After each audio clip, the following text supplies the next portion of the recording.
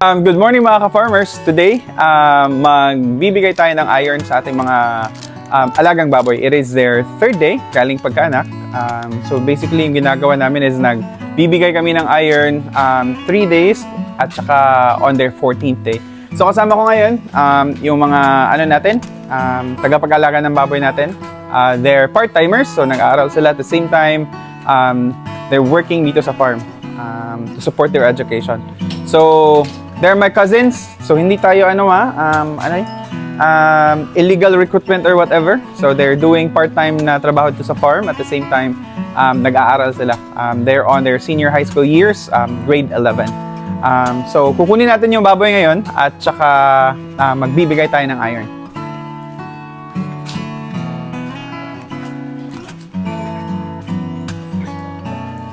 So si Mama Pig is nakuha namin siya from the City Veterinary Office, part of the Centineling program. So meron siyang 8 anak, all alive.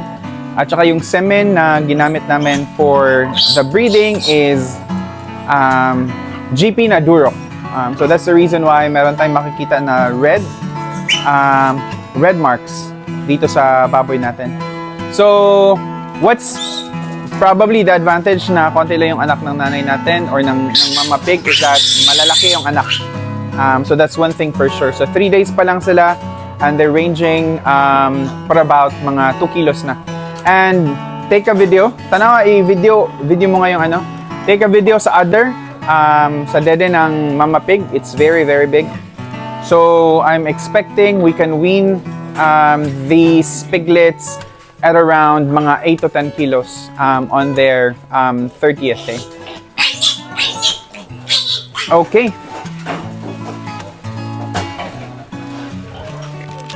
So yung ibibigay natin ngayon is iron. Ito yung ginagamit namin na brand, not to promote. Marami din tayong brand na available. Almost sounding like this one.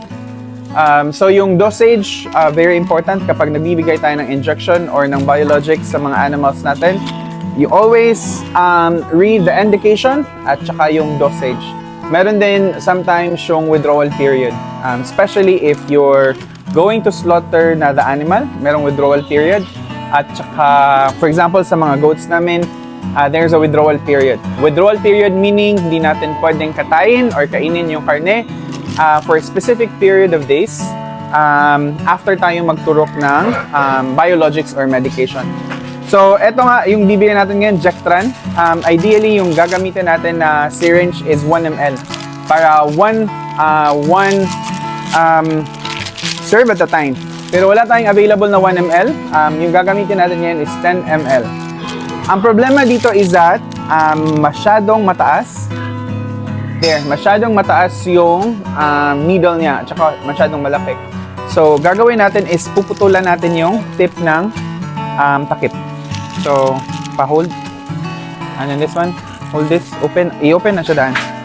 So, at least mga lang siguro, mga 1/2 inch. So, meron tayong gunting at saka guntingan lang natin yung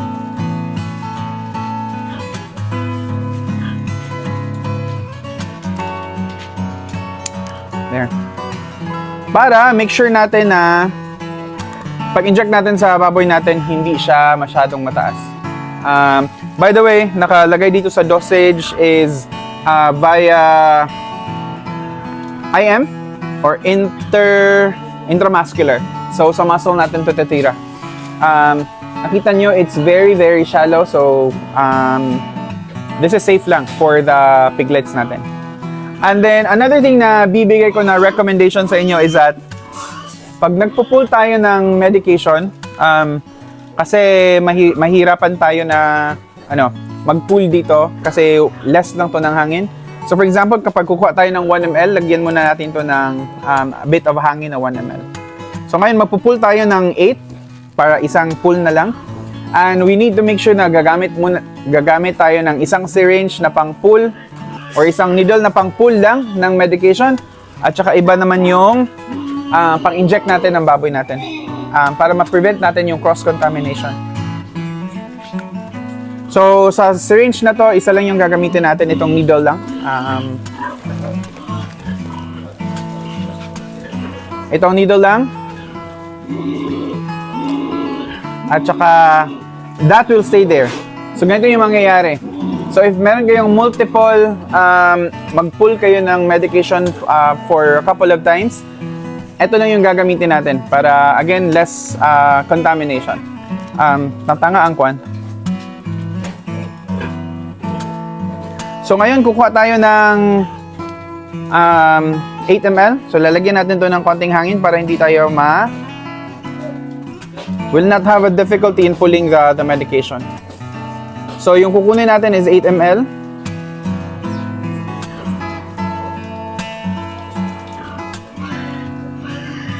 Itong sabi ko, it's not easy, matigas to. Kasi may pressure sa loob.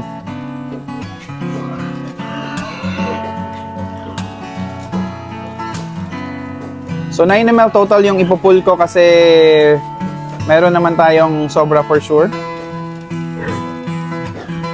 Ito yung sabi ko. That will stay in the ipatong sa dito.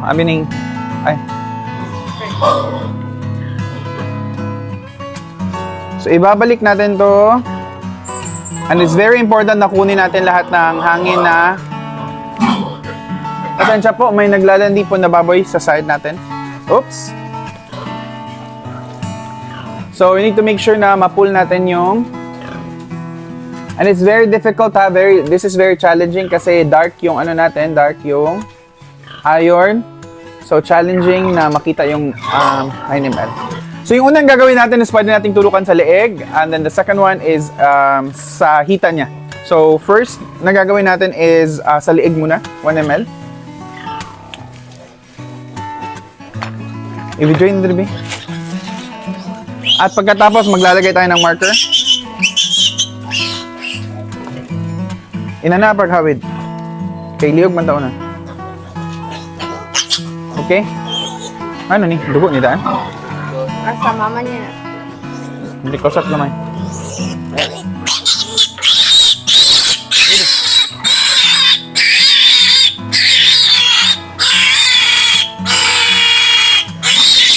Isa pa, wait lang. Kulang pa.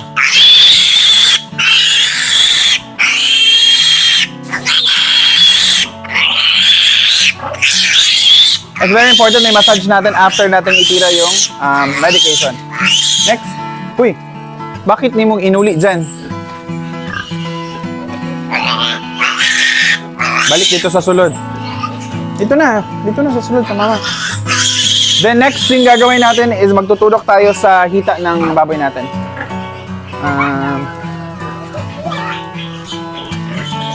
So make sure lang natin, inana siya. Inana. Okay. Dili ka.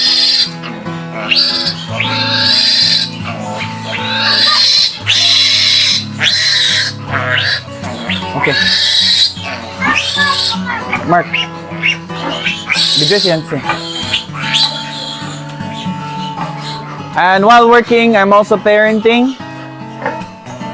So yun yung nakita ninyo, yung dalawa sa liig, and then the other one is via the paa. So, Mia. Awiri api ang ulo o ang kwan. Ang ulo. So, dapat po ma-restrict natin yung natin. Wait lang.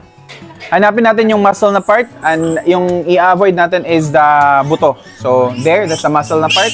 Saan natin ititira. At saka 1 ml lang yung ibibigay natin.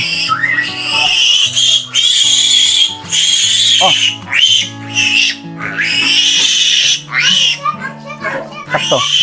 Ang check daw. So, may taga-remind sa atin, ang marker daw.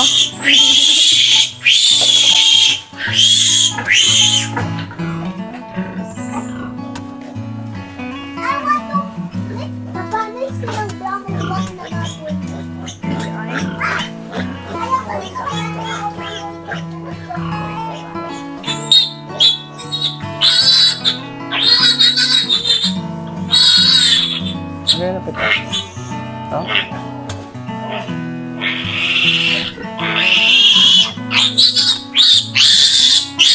Okay, the marker. So isa naman, so we're learning by experience. Later na yung theory na ipa-follow natin. Kasi we don't have the luxury of time, baka tayo mag-inject, bakit IM, and all sort of those information. So the way na nagtuturo ako sa mga kasama natin doon sa farm is by experience or actual na experience. So siya naman yung magtuturo. Pa?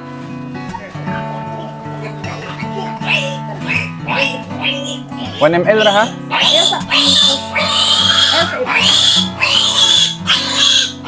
Hindi na ako tubahin, hindi na yara.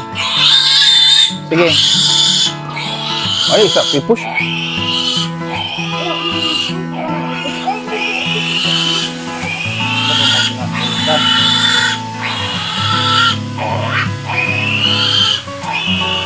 Sige.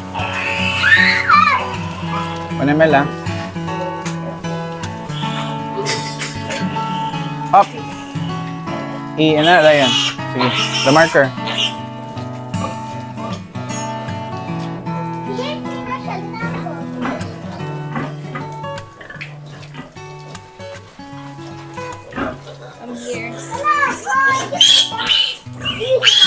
Sige.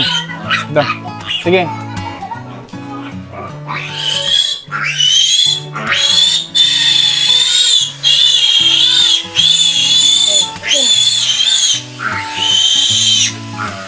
Okay na. So ako nang tatapos sa rest lang 2. Dapat natin i-make sure na ma-lessen natin yung stress level ng baboy natin. So kailangan talaga natin silang ma-restrict na and then bibigay tayo ng biologics as quick as we can. Pero this is an exception kasi nagtuturo tayo for educational purposes. So dito ko natitira sa lieg.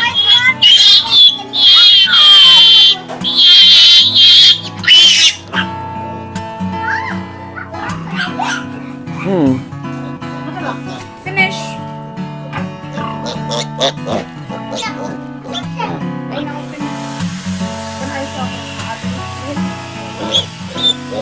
So maraming sayang. That's the reason why sinabi ko kanina na susobrahan yung kunin natin. Nag-pull tayo ng around 9 to 10 ml kasi marami talagang matatapon na hindi perfect. Hindi perfect yung pagbibigay ng natin. So yung follow-up natin ng pagbibigay ng iron, same with the goats natin. We follow the 3rd at saka yung 14th day. If meron pa, magtatanong sila kailangan pa bang bigyan ng iron after 14th day. Depende sa pag-grow ng baboy natin. If meron tayong yung mga maliliit or yung ihid, ihid yung tawag namin dito sa amin, yung pinakamaliit na liter. Usually, tinuturukan natin ulit on the 20th or the 30th day. Depende. Depende sa observation natin. So, I think that's basically it. We're done with 8 piglets. And then, today is our medication day, by the way. So, after this one, mag-upload din kami ng video kung paano kami magbibigay ng medication or yung monthly maintenance sa mga sa mga kambing na naman natin.